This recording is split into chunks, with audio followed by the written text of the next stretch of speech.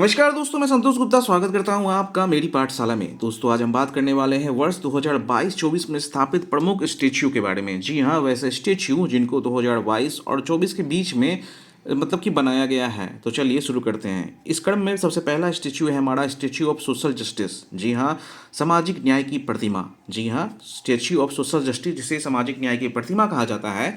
आपको बता दें कि ये जो स्टैच्यू है वो आंध्र प्रदेश के विजयवाड़ा में स्थित है। इसकी ऊंचाई 125 फीट है, मतलब कि लगभग 38 मीटर, और इसका संबंध बाबा साहब आम्बेडकर से है। जी हाँ, बाबा साहब भीमराव अंबेडकर से इस स्टैच्यू का संबंध है। स्टैच्यू का नाम था स्टैच्यू ऑफ सोशल जस्टिस, मतलब कि सामाजिक न्याय की प्रतिमा। फिर से एक बार मैं आपको रिवीजन करवा देता हूँ कि ये आंध्र प्रदेश के विजयवाड़ा में स्थित है। इसकी ऊंचाई 125 फीट है, लगभग कि 38 मीटर, और ये डॉक्टर बी आर अम्बेडकर से रिलेटेड है।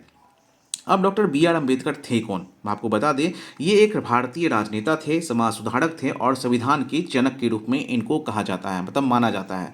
और इन्होंने हमारा भारतीय का संविधान लिखा है। अगला है कि अब कुछ और भी बातें करते हैं, खास बातें इस स्टेच्यू से रिलेटेड। इसकी कुल जो ऊंचाई है वो आपको मैं अब बताने वाला हूँ। आपको बता दूँ कि ये जो स्टेच्यू बनाया गया है वो 21 फीट ऊंचा आधार भवन पर बनाया गया है, मतलब कि 25 मीटर ऊंचा एक आधार भवन बनाया गया है, और उसके ऊपर ये 125 फीट की मूर्ति को, मतलब कि स्टेच्यू को बनाया गया है। तो इसकी कुल ऊंचाई जो हो जाती है वो 206 फीट की हो जाती है, और ये भारत का चौथा सबसे बड़ा, मतलब कि ऊंचाई के मामले में सबसे सर्वोच्च मूर्ति है। अब इसको 19 जनवरी 2024 को प्रतिमा का अनावरण किया गया था हमारे वाई एस जगमोहन रेड्डी के द्वारा। जी हाँ, वाई एस जगमोहन रेड्डी के द्वारा इस प्रतिमा का अनावरण किया गया था। कहाँ पे? तो आंध्र प्रदेश के विजयवाड़ा में किया गया था। अब डॉक्टर बी आर अम्बेडकर स्मृति वनम। जी हाँ, इस स्टेच्यू को इस नाम से भी जाना जाता है। दोस्तों, स्टेच्यू ऑफ सोशल जस्टिस को डॉक्टर बी आर अम्बेडकर स्मृति वनम के नाम से भी जाना जाता है। तो इस स्टेच्यू के बारे में जो भी इंफॉर्मेटिव बातें हो सकती थी मैंने आपको बता दिया है। अब हम चलते हैं अगले स्टेच्यू पर। अगला स्टेच्यू है हमारा है स्टेच्यू ऑफ वननेस। जी हाँ, जिसको हम लोग एकात्मा की प्रतिमा भी बोलते हैं। ये मध्य प्रदेश के खांडवा जिले के ओंकेश्वर में सरयुग नदी के किनारे मानधाता पर्वत पर स्थित है। जी हाँ, मानधाता पर्वत पर स्थित है। ये कहाँ पर है? तो ये मध्य प्रदेश में है। कौन से जिले में है? तो मध्य प्रदेश के खांडवा जिले में है। कहाँ पर है? तो ओंकेश्वर में सरयू नदी के किनारे मानधाता पर्वत पर स्थित है। अगर हम स्टेच्यू ऑफ वननेस की ऊंचाई की बात करें तो ये 108 फीट ऊंचा है। जी हाँ, ये 108 फीट ऊंची प्रतिमा है। इसका संबंध है आदि शंकराचार्य से। जी हाँ, स्टेच्यू ऑफ वननेस मतलब कि एकात्मा की प्रतिमा का जो संबंध है वो आदि शंकराचार्य से, मतलब कि ये आदि शंकराचार्य की ही मूर्ति बनाई गई है, या प्रतिमा बनाई गई है, या स्टेच्यू बनाई गई है। अब आदि शंकराचार्य कौन है, इनके बारे में हम लोग जानते हैं। आदि शंकराचार्य जिनका जन्म, मतलब जिनका कार्यकाल जिनका जिनका समय माना जाता है 788 से लेकर 820 ईसा पूर्व तक, ईस्वी पूर्व।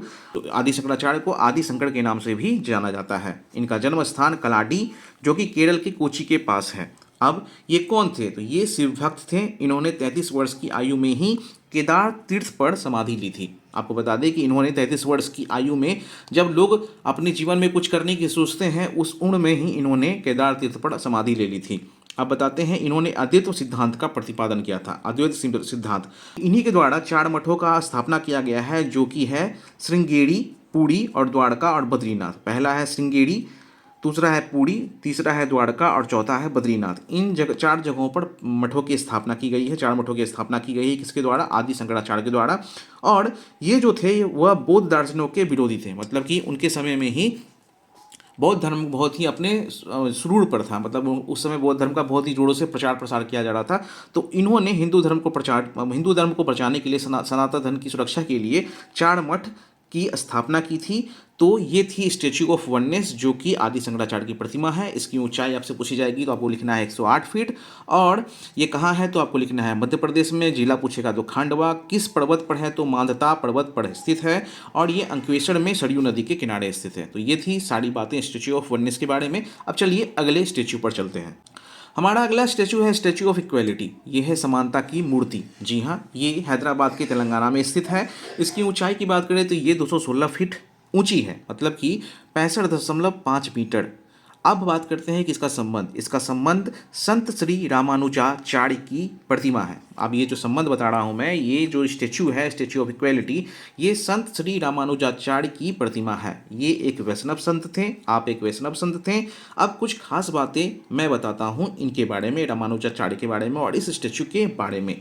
खास बातों में यह है कि जन्म के 1000 वर्ष के उपलक्ष्य में इसे बनाया गया था। मतलब कि रामानुजाचार्य की जन्म के 100 वर्ष मतलब 1000 वर्ष के उपलक्ष्य में इसे बनाया गया था। इसको बनाने में 1000 करोड़ की लागत आई थी। बात करते हैं कि रामानुजाचार्य ने क्या काम किया है। तो वर्ग, जाति और लिंग के आधार पर समाज में व्याप्त असमानताओं का विरोध करते थे ये। और अगर आपको बताऊं कि ये स्टेच्यू ऑफ इक्वेलिटी कहाँ स्थित है, हैदराबाद मतलब तेलंगाना में कहाँ स्थित है, तो ये मुचिंतल में चिन्ना जिया ट्रस्ट के परिसर में स्थित है। तो ये सारी खास बातें थी स्टेच्यू ऑफ इक्वेलिटी के बारे में। अब हम चलते हैं अपने अगले स्टेच्यू पे। हमारा अगला स्टेच्यू है स्टेच्यू ऑफ नॉलेज। जी हाँ, स्टेच्यू ऑफ नॉलेज।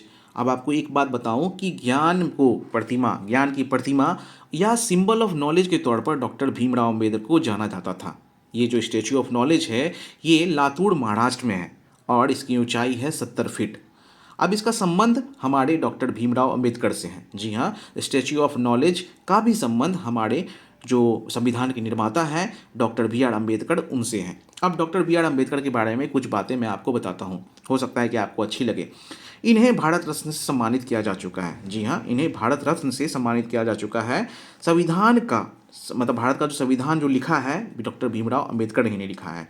अब डॉक्टर भीमराव अंबेडकर की जो जयंती है, उसको हम लोग समानता दिवस के रूप में मनाते हैं। अब इनकी और भी कुछ स्टैच्यू हैं, मूर्तियां हैं, वो कहाँ कहाँ हैं, मतलब कि भारत से बाहर भी डॉक्टर भीमराव अंबेडकर की मूर्तियां हैं, वो मैं आपको बता रहा हूँ। इनकी एक मूर्ति जापान में है, जापान के वाकायामा प्रांत के कोयासन विश्वविद्यालय में है इनकी एक मूर्ति। अमेरिका में भी इनकी एक मूर्ति है, अमेरिका के कोलंबिया यूनिवर्सिटी। जी हाँ, कोलंबिया यूनिवर्सिटी के मुख्य दरवाजे के अंदर में इनकी कांस्य की एक प्रतिमा है और उसमें अंकित किया हुआ है सिंबल ऑफ नॉलेज। जी हाँ, क्योंकि मैंने आपको पहले ही बताया था कि ज्ञान की प्रतिमा या सिंबल ऑफ नॉलेज के तौर पर डॉक्टर भीमराव अंबेडकर को जाना जाता है। तो दोस्तों, ये सारी स्टेच्यू के बारे में मैंने आपको बताया है डिटेल में। अगर आपको ये वीडियो इन्फॉर्मेटिव लगा है, आपने इससे अपने नॉलेज में थोड़ा सा भी बढ़ोतरी की है, तो हमारे इस वीडियो को लाइक कीजिएगा, हमारे पेज मेरी पाठशाला को फॉलो कर लीजिएगा। अगर आप हमें यूट्यूब पर देख रहे हैं तो हमारे चैनल को सब्सक्राइब कर लीजिएगा। मिलता हूँ ऐसे ही वीडियो के साथ। मैं संतोष गुप्ता। जय हिंद।